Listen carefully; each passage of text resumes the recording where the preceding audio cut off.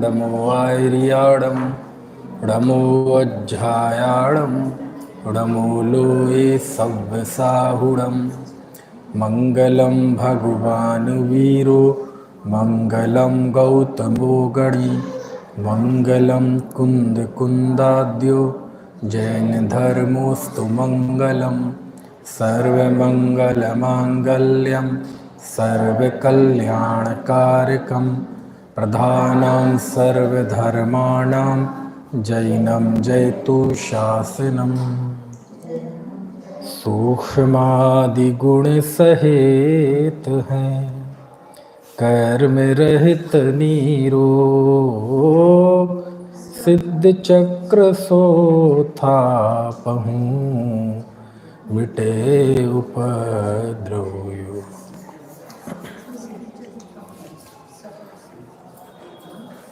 तत्वार्थ ये सिद्ध चक्र मंडल विधान, जिसकी चौथी पूजा की जयमाला कल हमने पढ़ी थी। अब क्रम प्राप्त पांचवी पूजन, इसमें परंपरा से तो कहते हैं 128 अर्घ सहित है, लेकिन है ज़्यादा, 130 है। और जैसे चौथी पूजा में 64 रिद्धियों की मुख्यता से गुणों का स्मरण था, इस पूजन में जो जीवाधिकरण में तत्वार सूत्र हम पढ़ चुके हैं ना, तो जो जीवाधिकरण के अंतर्गत 108 प्रकार से कर्म के आश्रव का कथन आया था। समरंभ समारंभ आरंभ कृत कारित अनुमोदना मन वचन काय क्रोध मान माया लोभ, इनको आपस में मल्टीप्लाई करते हैं तो इसके 108 भंग बनते हैं। यानी 108 प्रकार से जीव पाप कर्म का आश्रव करता है। तो इस पूजन में जो अर्घ आए हैं 130 अर्घ, उनमें मुख्य रूप से इन्हीं 108 प्रकार के जो पापाश्रव हैं उनका निषेध करके, उनका नाश करके कैसे सिद्ध भगवान ने सिद्ध पद को प्राप्त किया, इस दृष्टि से उनका स्मरण किया गया है, उनको अर्घ समर्पित किया गया है। तो इस तरह से आज हम पाप दहन विधान करेंगे। कौन सा? बताया था ना, सिद्ध चक्र विधान में 7 विधान हैं। पहला 64 रिद्धि विधान जो चौथी पूजा में था, इसमें है आसुर निरोध अथवा पाप दहन विधान। 256 अर्घ आएंगे छठवीं पूजा में, उसमें 148 प्रकृतियों के नाश का वर्णन है, यानी वो कर्म दहन विधान है ना। 7वीं पूजा में पंच परमेष्ठी विधान है, उसी के बीच में त्रिकाल 24 का भी विधान है। 8वीं पूजन में सहस्त्र नाम विधान है, और सब मिला के सिद्ध चक्र विधान तो है ही। इस तरह 7 विधान हैं। तो आज इस 5वीं पूजा में कौन सा विधान है? पाप दहन विधान। पापों का तो दहन ही करना है ना, इसको छोड़ना ही नहीं है ना। तो 108 प्रकार से जीव पाप करता है। क्रोध मान माया लोभ, ये 4 तो हैं, लेकिन कैसे है ना, मन से, वचन से, काय से, तो 4 तिरी 12 हो जाएंगे। ठीक है। और फिर इसको कैसे करता है? कृत से, कारित से, अनुमोदना से। या तो करता है क्रोध, या कराता है, या अनुमोदना करता है। तो कितने हो जाएंगे? 12 तिरी 36। और इसके लिए समरंभ समारंभ आरंभ, ठीक है, मन में प्लानिंग करना, उपकरण जुटाना और कार्य कर देना। तो इन सबको मल्टीप्लाई कर दें तो 108 प्रकार का ये पाप है। हम जो भी पाप करते हैं वो कहीं ना कहीं इन 108 के अंतर्गत आता है। और यदि इन 108 को बहुत विस्तार से देखें तो ऐसा लगेगा कि 2400 घंटे में ऐसा कौन सा कार्य करते हैं जो इसके अंतर्गत ना आता। समझ में आया ना? क्यों? क्योंकि पाप की अनुमोदना करना भी पाप है ना? समर्थन करना भी पाप है ना? खुद करना भी पाप है, दूसरे से कराना भी पाप है, और ना करना ना कराना, बढ़िया हुआ जी, ये भी पाप है। तो बहुत स्वरूप समझा था हमने तत्वार सूत्र की चर्चा में।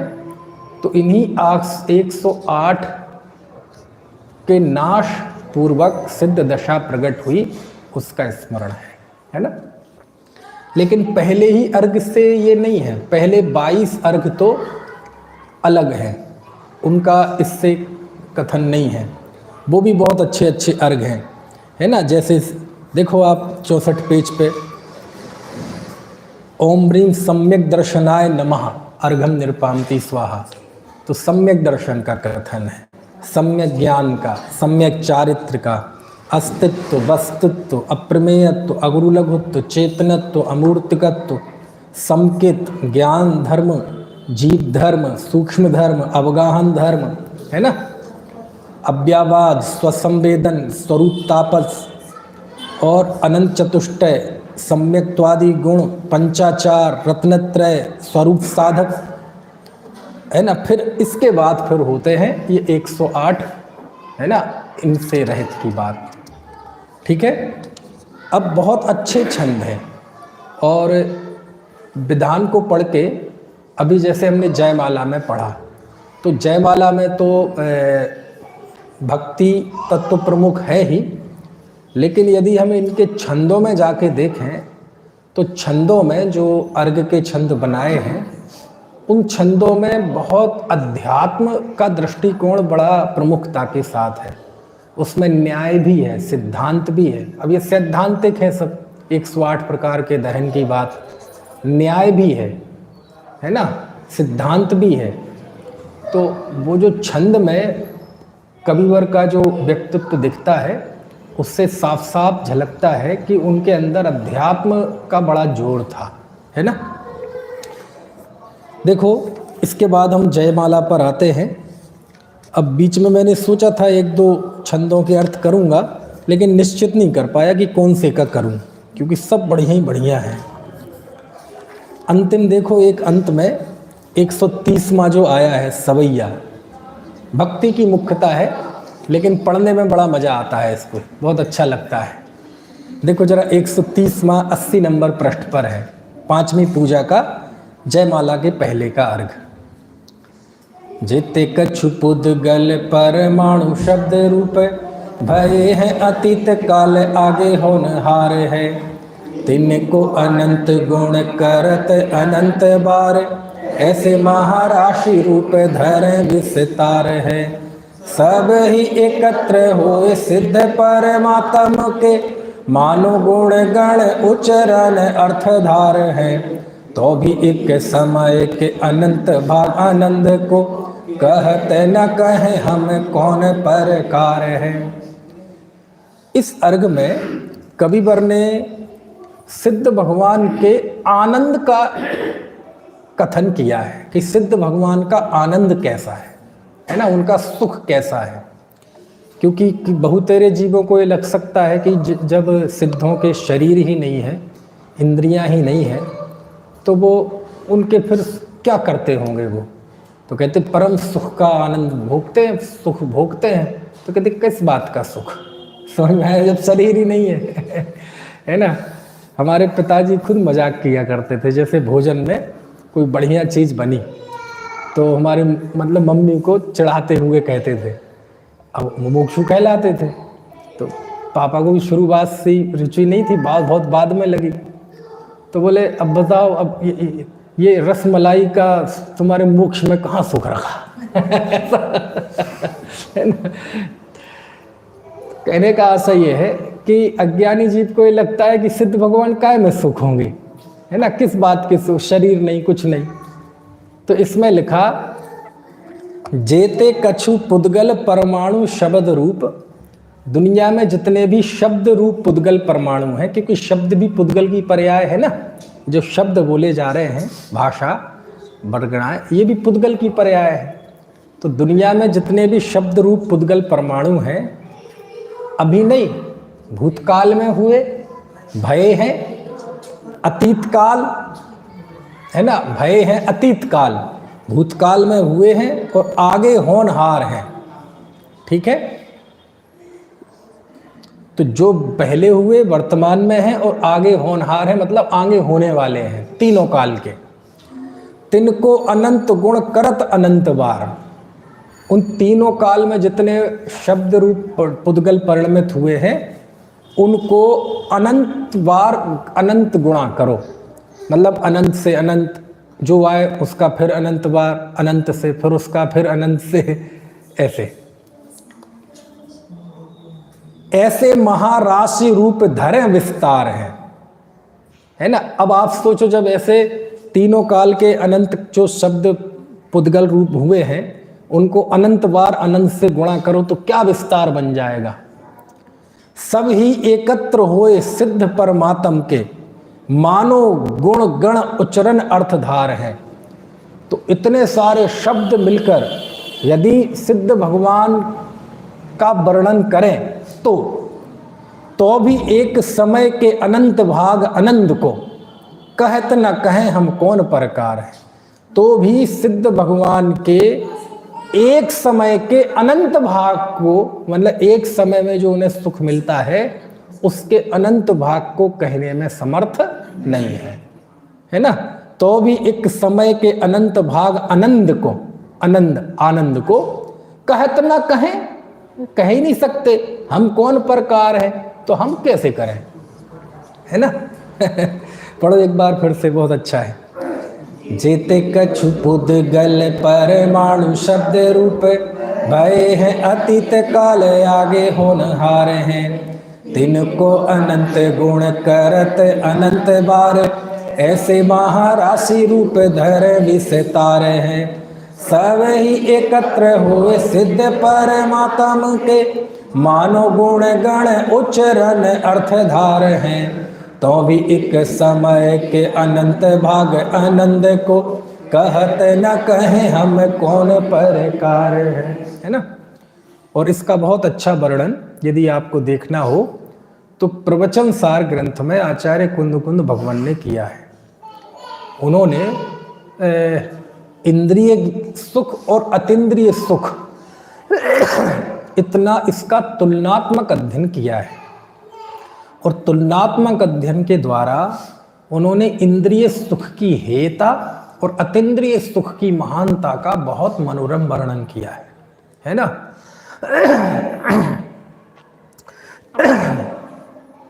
जैसे उन्होंने अतीन्द्रिय सुख के लिए लिखा अतिशय माद समुत्थम, है ना, क्या है मैं भूल गया गाथा, बहुत प्रसिद्ध गाथा है, धबला में भी इसको उद्धृत किया है। इंद्रिय सुख की हेता बताई सपरम बाधा संयम, है ना, ऐसे। चलो इसके बाद अब जयमाला पे आते हैं। शिव गुण सरधा धार्यो, भक्ति भाव है सार, केवल निज आनंद करी करूं सुजस उच्चार। शिव गुण सरधा धार, और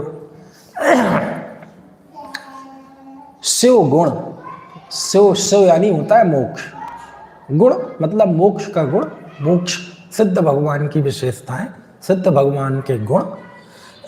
सरधा धार, और यानी होता है हृदय। तो सिद्ध भगवान के गुणों की हृदय में श्रद्धा को धारण करके भक्ति भाव है सार, है ना, जो कि भक्ति भाव का सार है। भक्ति भाव का सार क्या है? श्रद्धा, है ना। जब कोई भक्ति करता है तो भक्ति के जरिए क्या प्रकट करता है? अपनी श्रद्धा प्रकट करता है, ज्ञान थोड़ी प्रकट करता है, समझ में आया ना। श्रद्धा प्रकट करता है, तो श्रद्धा को कविवर ने लिखा ये भक्ति भाव का सार है। यानी इस रूप में तो हमने श्रद्धा का बहुत कथन सुना कि दंसण मूलो धम्मो, मोक्ष महल की प्रथम सीढ़ी, या बिनु व्यान चरित्रा, दर्शन सम्यक त्वान लहेसो, दर्शन धारो भव्य पवित्रा, है ना। तो मोक्ष महल की प्रथम सीढ़ी सम्यक दर्शन है। दंसण मूलो धम्मो उबेठो जड़वरे ही शिष्याणम, कि धर्म दर्शन मूलक है। तो श्रद्धा की महिमा आपने इस रूप में तो बहुत सुनी होगी, लेकिन यहाँ कविवर लिख रहे हैं भक्ति भाव है सार। वह सम्यक दर्शन भक्ति भाव, श्रद्धा जो है वह भक्ति भाव का सार है। यानी सिद्धों के गुणों के प्रति जो हमारे हृदय में श्रद्धा धारण की है, वह श्रद्धा भक्ति भाव का सार है ना। इसलिए भक्ति को सम्यक दर्शन वर्धनी क्रिया माना गया है। सम्यक तो क्रिया है ना, 25 क्रियाएं पढ़ चुके हैं हम तत्वार्थ सूत्र में। तो 25 क्रियाओं में पहली सम्यक तो क्रिया आई थी। तो सम्यक तो क्रिया का क्या स्वरूप है? क्या स्वरूप है कि भगवान की पूजा भक्ति जो है वो सम्यक तो वर्धनी क्रिया है। तो यहाँ सिद्धों की भक्ति भी क्या है? सम्यक तो वर्धनी क्रिया है। और सम्यक दर्शन श्रद्धा ये मोक्ष मार्ग का मूल है। इसलिए कितना अच्छा प्रयोग है। क्या है? सौगुण सरधाधार और भक्ति भाव है सार, है ना। भक्ति भाव का सार श्रद्धा है। और मैंने अपने हृदय में भगवान के, सिद्ध भगवान के गुणों की श्रद्धा को हृदय में धारण किया है। और केवल निज आनंद करी करूं सुजस उच्चार, मैं उनके स्वयश का उच्चार मतलब कह रहा हूं, उच्चारण कर रहा हूं। क्यों कर रहे हो उच्चारण? क्या कारण है? अपना उद्देश्य बताओ। केवल निज आनंद करी, केवल अपने आनंद के लिए, अपने सुख के लिए, यानी केवल स्वांत सुखाए, केवल अपने सुख के लिए मैं सिद्धों के गुणों का उच्चारण कर रहा हूं। यानी इसके पीछे कोई हमारी कामना नहीं है कि हमें कोई इंद्र देवेंद्र पद चाहिए, है ना। जैसा कि कहते हैं भक्ति भुक्ति भुक्ति दातार, कि भक्ति जो है मुक्ति भी देती है और भुक्ति भी देती है। तो हमें कोई भुक्ति उक्ति नहीं चाहिए, समझ में है ना। हमें कोई निरोग नहीं होना है, हम तो केवल आनंद के लिए, ठीक है। ऐसा जय मदन कदन मन करण नास, जय शांति रूप निज सुख विलास, जय कपट सुभट पट करण सूर।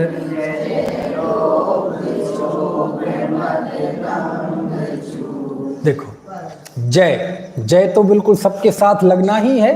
हे सिद्ध भगवान आपकी जय हो। कैसे हैं सिद्ध भगवान? मदन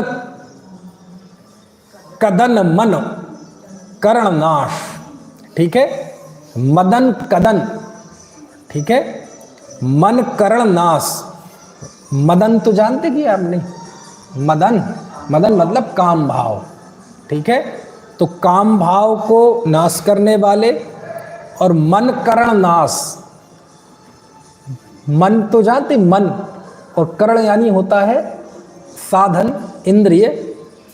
तो मन रूपी करण को नाश करने वाले, यानी मन जो होता है ना, मन की चंचलता, यही सारी दुनिया में भागता फिरता है ना। तो मन रूपी इंद्रिय को, अथवा दो अर्थ हो सकते हैं, मन और करण। करण यानी इंद्रियां। तो 5 इंद्रियां और मन यानी 6 इंद्रियां।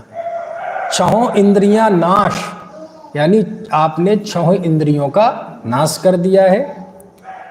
और जय शांति रूप, शांति स्वरूप है, आपकी जय हो। और निज सुख विलास, अपने सुख में ही विलास करने वाले हो, आराम करने वाले। जय कपट सुभट पट करण सूर, जय कपट, कपट यानी छल, और सुभट, सुभट यानी महायोद्धा। देखो पहली जयमाला में सुभट किसके लिए आया था? किसके लिए आया था? मिथ्यात्व सुभट कीनो प्रहार।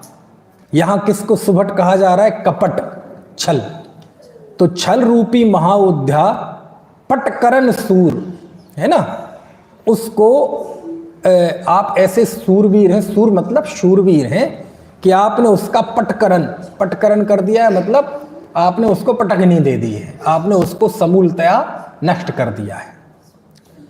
जय लोभ क्षोभ मद दंभ चूर, लोभ को, क्षोभ को, मद को और दंभ को आपने चूर कर दिया है।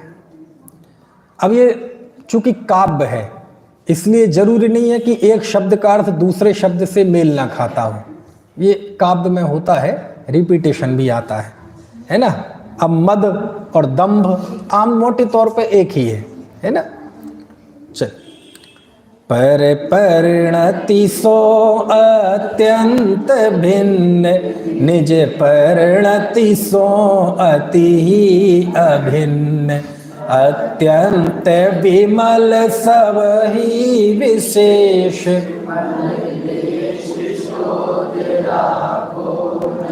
देखो, पर परिणति सो अत्यंत भिन्न, अब ये बिल्कुल अध्यात्म की भाषा है पूरी, है ना।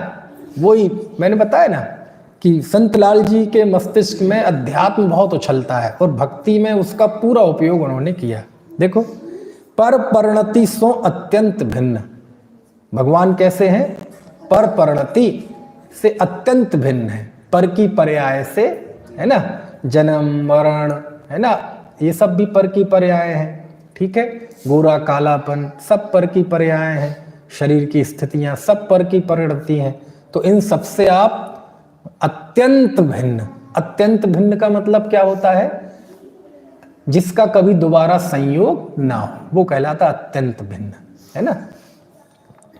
और निज परिणति सो अति ही अभिन्न, और अपनी परिणति से ऐसे अभिन्न है, अत्यंत अभिन्न, यानी पर परिणति का नाश किया है जिसका कभी दोबारा संयोग नहीं होगा, और स्वाभाविक परिणति ऐसी प्रकट हुई है कि वो उसका कभी नाश नहीं होगा, है ना।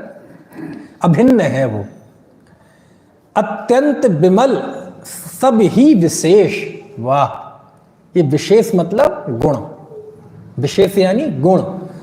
भगवान के सभी विशेष, सभी गुण अत्यंत विमल, अत्यंत विमल हो गए हैं, यानी समस्त विमल मल का अत्यंत नाश हो गया। अत्यंत नाश होना मतलब जिसका कभी दोबारा अब आविर्भाव यानी उत्पत्ति नहीं होगी। कैसे विमल हो गए? मल शेष, मल्लेश, ठीक है ना। मल जो है लेश, शोध राख हो न शेष, यानी स्वयं का ऐसा शोध किया है, शुद्धि की है कि किंचित मल भी रखा नहीं है ना। क्योंकि आप देखो 10वें गुण स्थान में सूक्ष्म लोभ रहता है, तो लोभ रह गया ना। अरंत दशा में 4 घाती कर्म है। 14वें गुण स्थान में अयोग केवली में भी अभी मल शेष है, भाव मल तो नहीं, लेकिन अभी, है ना, उदयिक भाव भी शेष है, असिद्धत्व नाम का उदयिक भाव भी है। लेकिन सिद्ध दशा में समस्त मल का नाश हो गया है, किंचित भी मल नहीं रहा, ऐसा अपना उन्होंने शोध किया है। देखो, शोध शब्द का कितना, शोध शब्द का इस्तेमाल हो सकता है बाबू युगल जी को यहीं से प्रेरणा मिली हो, संभवतः, जरूरी नहीं है ना। उन्होंने सिद्ध भगवान के लिए शोध, हाँ ध्यान है, क्या है जरा बोलना, वो पहली पंक्ति, हाँ, फिर से बोलना, फिर से नहीं, ऊपर की लाइन, हाँ, पहला शब्द क्या बोला? चिन्मय नहीं, और कुछ शब्द, चिद्रूप प्रभु ज्ञाता मात्र चिदेश, शोध प्रबंध चिदात्म के, सृष्टा तुम ही एक। तो दूसरी पंक्ति तो याद आ रही थी, ऊपर की नहीं याद, पहला शब्द भी याद नहीं आ रहा। पहला शब्द चिन्मय हो चिद्रूप प्रभु ज्ञाता मात्र चिदेश, शोध प्रबंध चिदात्म के, सृष्टा तुम ही एक। शोध प्रबंध लिखा किसको लिखा? सिद्ध भगवान को। और शोध प्रबंध मालूम किसे बोलते हैं? शोध प्रबंध बोलते हैं वर्तमान में थीसिस को। जो पीएचडी लिखते हैं ना, तो पीएचडी की जो बुक तैयार होती है उसे बोलते हैं शोध प्रबंध, थीसिस, है ना। तो कहते वो शोध प्रबंध नहीं है यहाँ, आप चिदात्मा के शोध प्रबंध हो। आपने भी पीएचडी की है भगवान, आपने भी है, बोलो। बाबूजी युगल जी लिख रहे हैं भगवान पीएचडी है, असली डॉक्टर है। है ना भाई, जो जिनके क्लिनिक होती है, हॉस्पिटल में होते हैं, वो मलम के डॉक्टर होते हैं, है ना। लेखन करने वाले कलम के डॉक्टर होते हैं। और आत्मा के डॉक्टर कौन है? सिद्ध भगवान, है ना। चिन्मय हो चिद्रूप प्रभु, ज्ञाता मात्र चिदेश, शोध प्रबंध चिदात्म के। आप आत्मा को शोध करने वाली जीती जागते आप प्रबंध हो। प्रबंध मतलब पुराण हो, कथा हो, ग्रंथ हो, है ना। लाक्षणिक भाषा होती है, इसका भाव पकड़ा जाता है, शब्दों पे नहीं पकड़ा जाता, है ना। यानी आपसे बड़ा कोई शोध करता नहीं है, आपसे बड़ा कोई रिसर्च स्कॉलर नहीं है। क्यों? क्योंकि आपने अपनी आत्मा को ही शुद्ध कर दिया। तो वहां तो शोध का अर्थ होता है रिसर्च में खोजना, और यहां शोध का अर्थ है शुद्धि करना। दोनों में फर्क है ना। एक है रिसर्च और एक है रिफ्रेश। ऐसे यहां देखो, मल लेश शोध राखो ना शेष। आपने लेश मात्र भी मल को नहीं रखा, इस तरह आपने स्वयं को शोध दिया है। मणिदीप सार निर्विघ्न ज्योति, स्वाभाविक नित्य उद्योत होत, त्रैलोक शिखर राजत अखंड, संपूर्ण द्युति प्रगति। मणिदीप सार निर्विघ्न ज्योति। मणिदीप, मणिदीप तो जानते हैं ना, एक तो दीपक ये होता है जो बुझ भी जाता है, कोई भी ज्योति ऐसी नहीं है जो कभी अखंड रहे, वो बुझ जाती है। तो मणि की दीपक से भी श्रेष्ठ ये मणियों की दीपक की बात है। आपकी निर्विघ्न ज्योति है, क्योंकि केवल ज्ञान रूपी ज्योति है, वो कभी नष्ट नहीं होती। और कैसी है ये? स्वाभाविक, है ना, नित्य उद्योत होत। ऐसी वह केवल ज्ञान निर्विघ्न ज्योति स्वाभाविक, हमेशा रहने वाली, नित्य प्रगट रूप होती है, नित्य प्रगट रूप है, यानी ये कभी अस्त होने वाली नहीं है। त्रैलोक के शिखर राजत अखंड, है ना। और आप अखंड अनंत काल तक के लिए कहां पर विराजमान है? त्रैलोक के शिखर। त्रैलोक के शिखर यानी वो तीन लोक के सबसे ऊपर, है ना, तीन बलय है उसमें सबसे ऊपर है, वहां विराजमान है। तो वहां कहते त्रैलोक शिखर, है ना। अच्छा प्रयोग है उसमें सिद्ध पूजन में, है ना। ऐसा मुझे ध्यान नहीं आ रहा कौन सी, चलो कोई बात नहीं। और संपूर्ण द्युति प्रगति प्रचंड, और वहां विराजमान है, और समस्त प्रकार से प्रचंड प्रकाश आपको प्रकट हो गया है। मुनि मन मंदिर को अंधकार, तिस ही प्रकाश सोम नशत सार, सो सुलभ रूप पावे न अर्थ।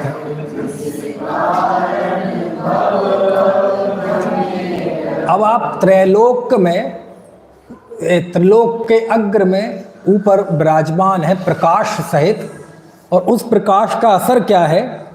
मुनि मन मंदिर को अंधकार। मुनि मन, मुनियों के मन का जो अंधकार है। अच्छा, हम तो मुनियों के मन को बड़ा उज्जवल समझते थे, और मुनि मन सम उज्जवल नीर प्रासुक। तो मुनि के मन को तो प्रासुक जल के समान उपमा दी है। कहाँ पे है ये? ध्यानत राय जी की पूजन में है ना।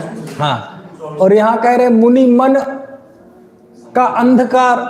तो मुनि मन का, मुनियों का मन अंधकार से व्याप्त है क्या? अरे सिद्धों की अपेक्षा तो अंधकार ही है। बाकी नीचे की जीवों की अपेक्षा बहुत प्रकाशमान है ना। तो ये देखना पड़ता है कि किसके बगल में खड़ा कर रहे हैं, है ना। तो यहाँ भली मुनि बीतरागी हैं, लेकिन जितना अभी अज्ञान व राग बाकी है तो उतना तो है ही ना। तो कहते हैं मुनियों के मन के अंधकार के लिए तिस ही प्रकाश सो नशत सार, है ना। सिद्ध भगवान का जो प्रकाश है उसके ही द्वारा उस अंधकार का नाश होता है।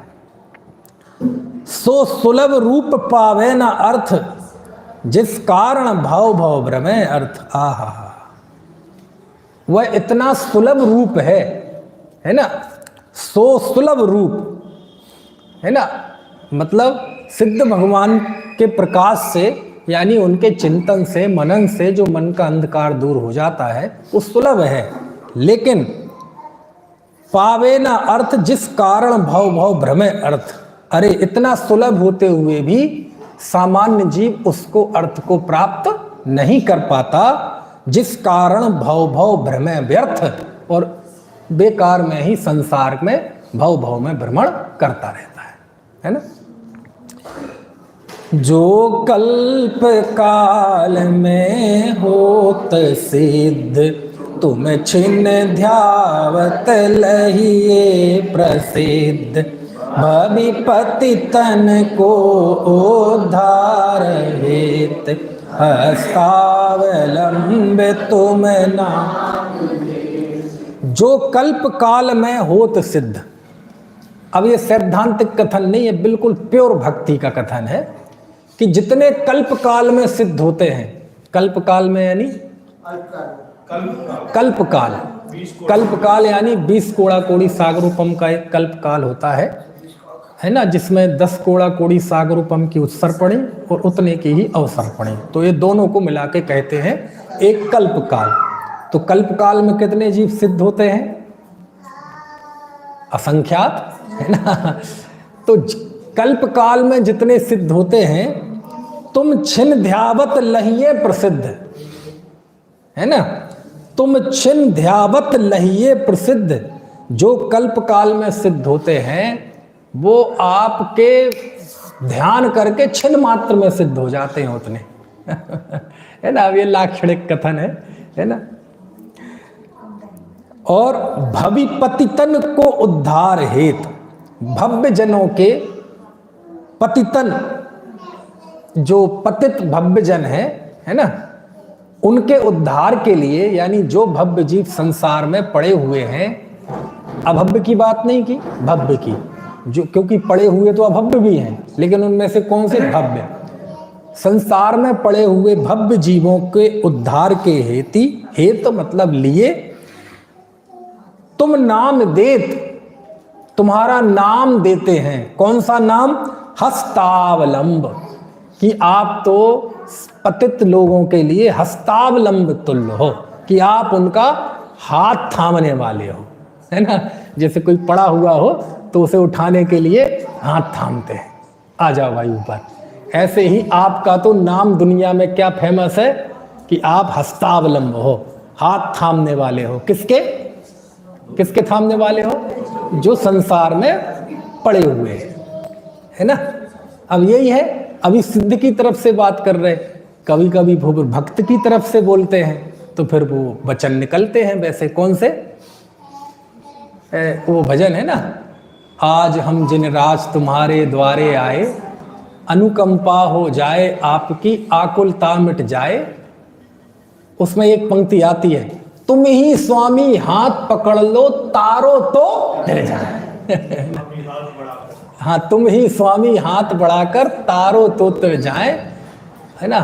ऐसे तो वो सब इसी भक्ति भूमि पे है। मैंने बताया था ना कल, भक्त की भूमि भी, चित्त की भूमि ऐसी होती है कि ये भक्ति में बहके हुए वचन हैं। क्या मतलब कि जैसे लौकिक भाव की जब तीव्रता आती है तो हमारे वचन अप्राकृतिक हो जाते हैं, ऐसी भक्ति भी जब हृदय में समाती नहीं है तो ऐसे ही वचन निकलते हैं। कल्प काल में जितने सिद्ध होते हैं उतने तो आपके ध्यान करके एक क्षण में हो जाएं। अब 6 महीने 8 समय में 608 ही होते हैं, एक क्षण में असंख्यात कैसे हो जाएंगे? लेकिन भक्ति में ऐसी चीजें होती है, समझ में आया ना, अतिशयता।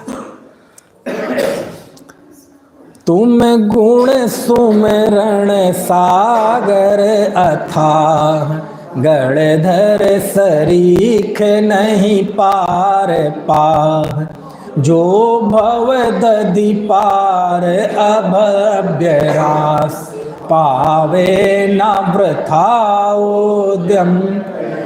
तुम गुण सुमिरण सागर अथाह, हे भगवान आपके गुणों का स्मरण रूपी सागर अथाह है, अथाह है।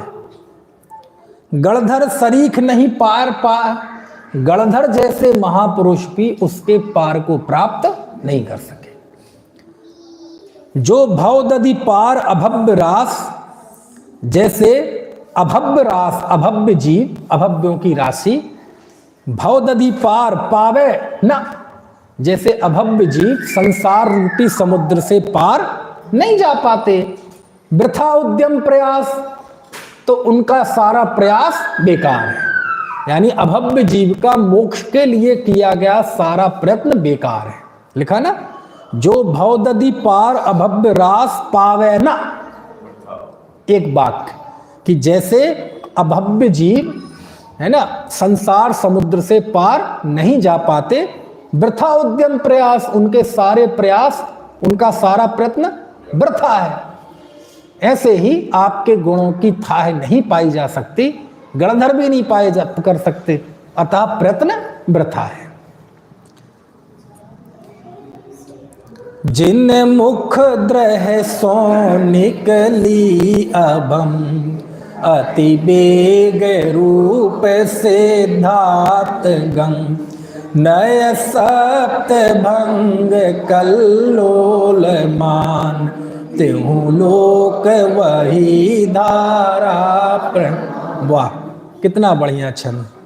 देखो, जिन मुख द्रह सो निकली अभंग, जिनेंद्र भगवान के मुख रूपी द्रह सो, ये द्रह यानी क्या होता है?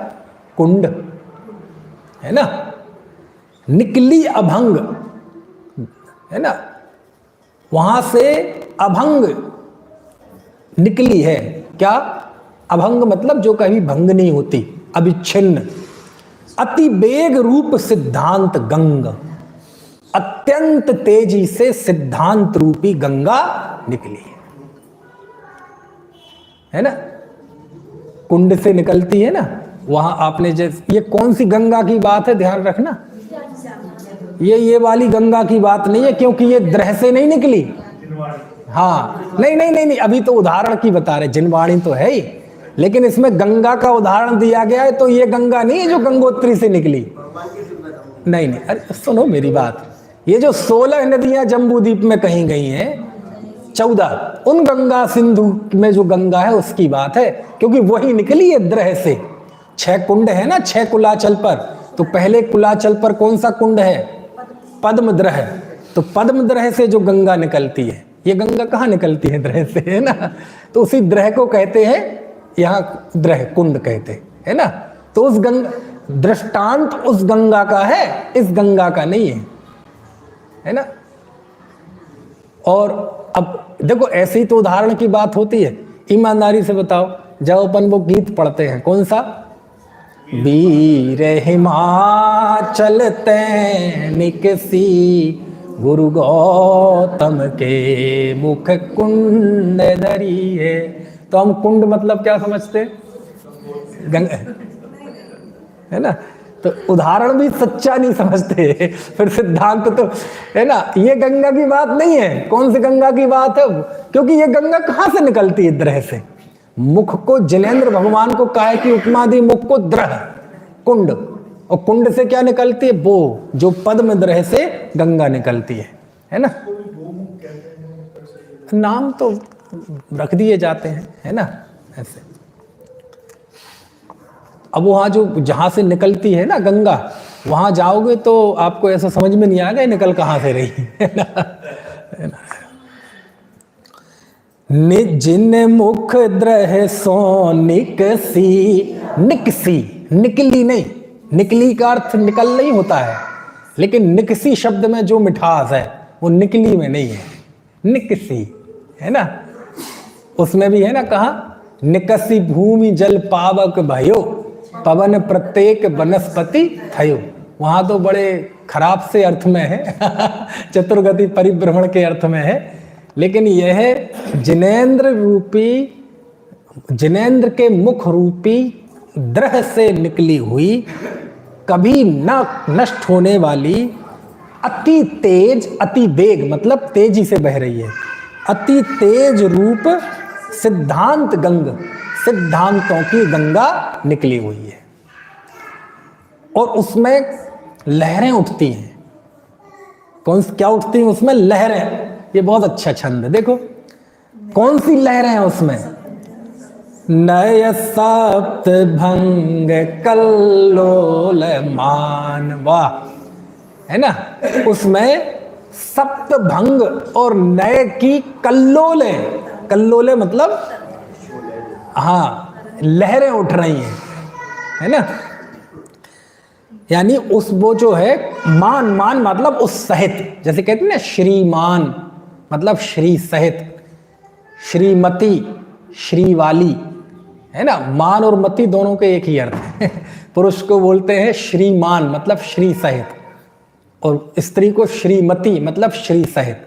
तो मान और मति मतलब वही होता है युक्त। तो ऐसे ही वह गंगा कैसी है? सप्त नए सप्त भंग कल्लोल मान, वाह, वह गंगा नए सप्त भंगों रूपी लहरों से सहित है। यानी उस गंगा में कौन सी लहरें उठ रही हैं? सिद्धांत की गंगा में नए सप्त भंग। क्या बात है ना।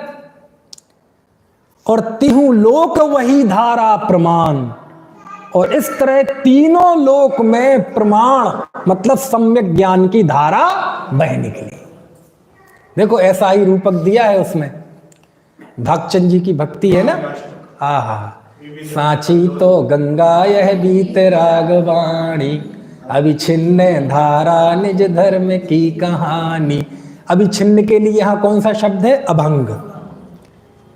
सप्त भंग जह तरंग उछलत सुखदानी। क्या आया? सप्त भंग। यहां भी क्या आया?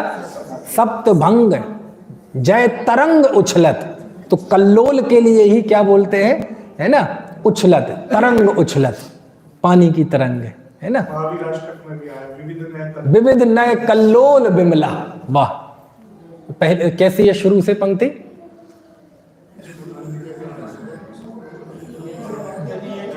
नहीं होता। यदि आवा गंगा विविध नय कल्लोल विमला, वाह कितनी बढ़िया पंक्ति है ना।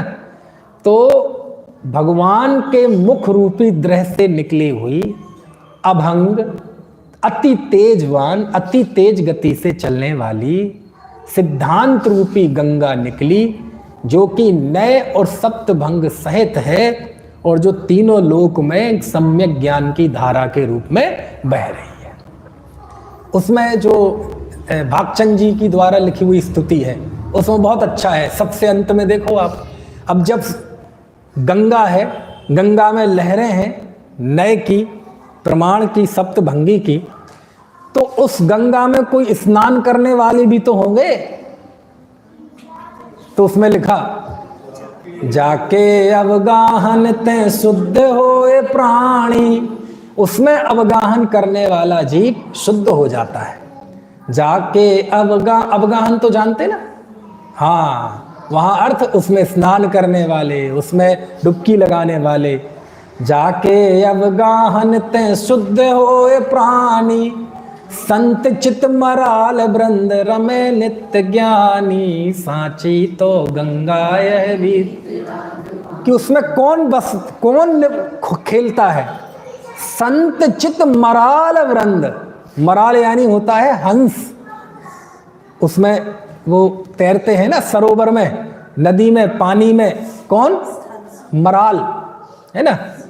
तो उसमें संतों के चित्त रूपी हंस, संत चित मराल वृंद, मराल के वृंद समूह, मुनियों के, संतों के मन रूपी हंसों के समूह, संत चित मराल वृंद रमे नित्य ज्ञानी, उसमें नित्य ज्ञानी उसमें रमते हैं। रमते हैं मतलब रमण नहीं, रमण का तो है ही, रमण तो करते ही हैं। रमने का बिल्कुल सही जो मजेदार अर्थ होता है वो होता है खेलना। क्या होता है? खेलना। अब आप कहेंगे ये अर्थ कहाँ से लिया? रमने का अर्थ तो रमण करना ही होता है। अरे रमण करने का भी अर्थ खेलना ही होता है। और गुजराती में जाएंगे तो खेलने को रमना ही बोलते हैं। कहाँ जा रहे? कोई बच्चा खेलने जा रहा है, क्रिकेट खेलने। कहाँ जा रहे? रमुआ माटे। काहे के लिए? खेलने के लिए। तो रमना मतलब खेलना भी, रमना का अर्थ रमण करना भी है ना। लेकिन हंस अब वो खेलते हैं, विचरण करते हैं, घूमते हैं, उछलते हैं, पानी में चोंच मारते हैं, एक दूसरे के ऊपर छींटे मारते हैं, मतलब वो खेलते हैं, मस्ती, आनंद। तो उस जिनवाणी रूपी गंगा में उन कल्लोलों के साथ कौन खेलता है? संत के चित्त खेलते हैं, ज्ञानियों के चित्त रूपी हंस उसमें खेलते हैं, है ना। तो आप कहेंगे इसमें तो आई नहीं बात, इसमें भी ये बात आने वाली है। देखो, सुद्वादशांग वाणी विशाल। आहा, वह द्वादशांग रूपी वाणी बहुत विशाल है। अब बहुत विशाल है, इसको जानने के लिए बहुत कठिन परिश्रम करना पड़ेगा। द्वादशांग का स्वरूप जानोगे तो पता चलेगा, है ना। उपलब्ध जो जिनवाणी है ना, वो एक पद के बराबर भी नहीं है। कितनी? एक पद के बराबर, एक पद के बराबर नहीं है। समझ में आया ना। और पूरा द्वादशांग 112 करोड़ पदों से भी ज्यादा है। सुद्वादशांग वाणी विशाल, ता सुनत पढ़त आनंद रसाल। उसको सुनत, सुनने से, पढ़त, पढ़ते हैं, क्या होता है उससे? आनंद रसाल, उसमें आनंद और रस की प्राप्ति होती है।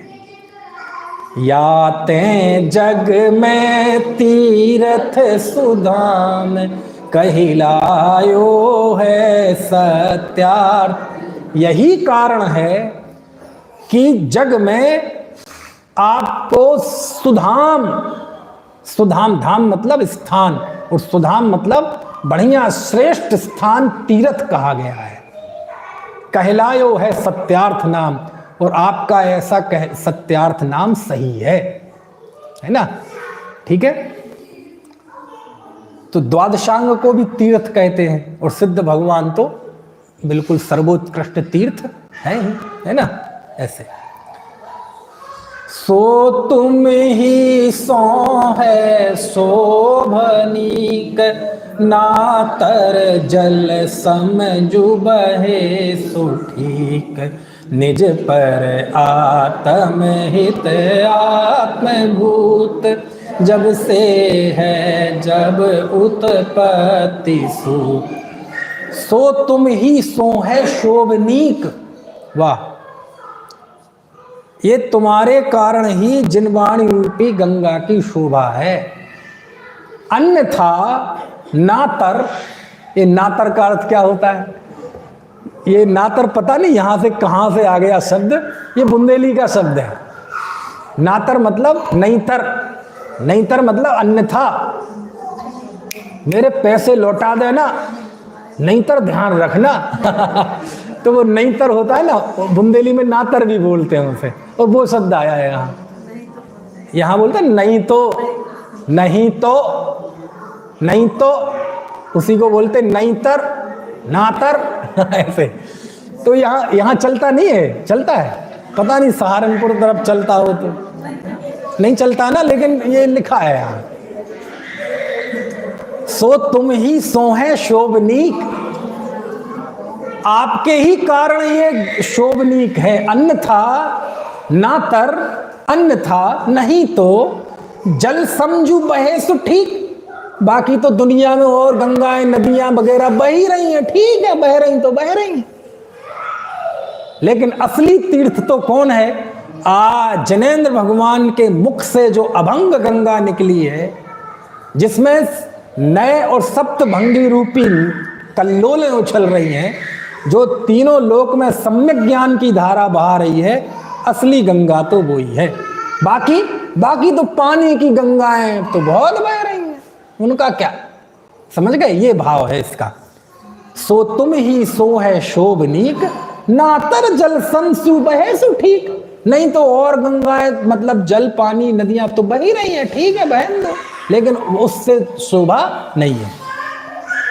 निज पर आत्म हित आत्मभूत, निज और पर आत्म मतलब अपने आत्मा के हित के लिए और पर के आत्मा के हित के लिए आत्मभूत जो वास्तविक कारण है, भीतरी कारण जब से है, जब उत्पत्ति सूत यानी जब से संसार की उत्पत्ति हुई है। अब कब से हुई? तो संसार की उत्पत्ति हुई नहीं, मतलब अनादि काल से लेके आज तक अपने और पर के कल्याण के लिए आपके मुख से निकली हुई जो गंगा है वही कल्याण के लिए आत्मभूत है। आत्मभूत मतलब सर्वश्रेष्ठ कारण है और इसके अलावा कोई दूसरा कारण नहीं। ज्यों महाशीत ही हिम प्रवाह है, मेटन समरथ अग्निदाह। त्यों आप महामंगल स्वरूप, कर विघ्न विनाशन सह। ज्यों महाशीत ही हिम प्रवाह, जैसे महाशीत, महाशीत मतलब भयंकर ठंडा, हिम प्रवाह, हिम प्रवाह मतलब हिम यानी बर्फ और प्रवाह मतलब तो हवा बहती है क्या, मतलब ठंडी हवा मतलब अपने यहाँ तो जानते ही है ना, बर्फीली हवाएं, जब पहाड़ों पे गिरता है बर्फ तो अपने यहाँ भी ठंडी हवाएं आने लगती हैं ना, तो वो कहलाती हैं हिम प्रवाह, मतलब बर्फीली हवाएं। महाठंडी बर्फीली हवाएं ही मेटन समरथ अग्निदाह, अग्नि की गर्माहट को वह शीतल ठंडी हिम की हवाएं, बर्फीली हवाएं ही मिटाने में समर्थ है ना। त्यों आप महामंगल रूप, उसी तरह आप भी महामंगल स्वरूप हैं, पर विघ्न विनाशन सहज रूप। आप समस्त प्रकार को विघ्न को नाश करने के लिए आप सहज स्वरूप है। सहज स्वरूप यानी आपके गुणों के स्मरण से सहज ही विघ्न नाश हो जाते हैं, है ना। ऐसे है संत दीन तुम भक्ति लीन, सो निश्चय पावे पद प्रवीण। ताते मन वचन भावधार, तुमसे धन कुमम नमस्। और यह संत दीन कैसा है? दीन। तुम भक्ति लीन, लेकिन तुम्हारी भक्ति में लीन है। सो निश्चय, अतः अब ये तय है, पावे पद प्रवीण, अब उस प्रवीण पद की प्राप्ति होगी। यहाँ निश्चय मतलब निश्चय नय नहीं, पक्का है, सुनिश्चित है, तय है, अब तो होगा ही, कोई रोक नहीं सकता। सो निश्चय, सो अब तो ये पक्का है। पावे पद प्रवीण, अब प्रवीण पद की प्राप्ति होगी। प्रवीण मतलब यहाँ सिद्ध पद है ना। ताते मन वचन भावधार, यही कारण है कि मन वचन काय के द्वारा भावों को धारण करके तुम सिद्धन को मम नमस्कार, सभी सिद्धों को मेरा नमस्कार। सो तुम ध्यावे भाव सो, ते पावे निज भाव। अग्निपाक संयोग करी, शुद्ध सुवर्ण उपाव। सो तुम ध्यावे भाव सो, है ना, जो तुम ध्यावे भाव सो, जो आपकी भाव सहित ध्यान करता है। भाव सहित मतलब सम्यक दर्शन ज्ञान चारित्र पूर्वक। समझ में है ना टेक्निकल अर्थ, वैसे भाव सहित मन लगा के, है ना। ते पावे निज भाव, वे अपने आत्म स्वभाव को प्राप्त कर लेते हैं। अग्नि पाक संयोग करी शुद्ध सुवर्ण उपाव। जैसे अग्नि को पाकना, अग्नि पाक संयोग करी शुद्ध सुवर्ण उपाव। जैसे सोने को शुद्ध करने का उपाय क्या है? अग्नि से उसको पकाना। ऐसी आत्मा को शुद्ध करने का उपाय क्या है? आपके ध्यान करना, आपका भाव सहित आपका ध्यान करना। जो तुम ध्यावे भाव सो, ते पावे निज भाव। अग्नि पाक संयोग करी शुद्ध सुवर्ण उपाव। ठीक है, चलो इस तरह से ये 5वीं पूजा हुई। अब आ जाइए 6वीं पूजा पर। ये 6वीं पूजा स्थापना तो जैसी की तैसी है। 8 जो अष्टक के अर्घ हैं वो भी सरल हैं। अब इसमें अर्घ 256 है। कितने अर्घ हैं? 256 अर्घ हैं।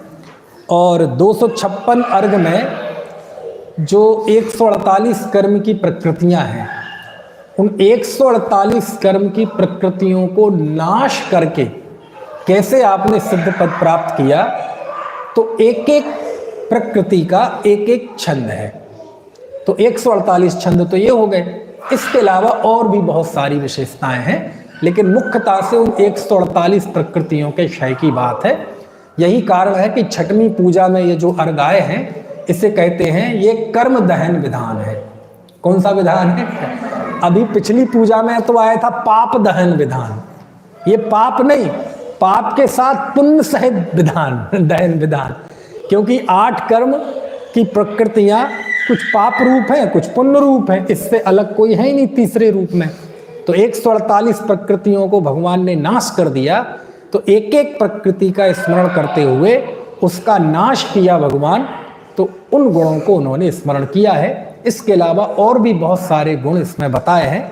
तो 256 अर्घों से सहित ये 6वीं पूजा है। इसकी चर्चा अपन कल करेंगे। अभी का समय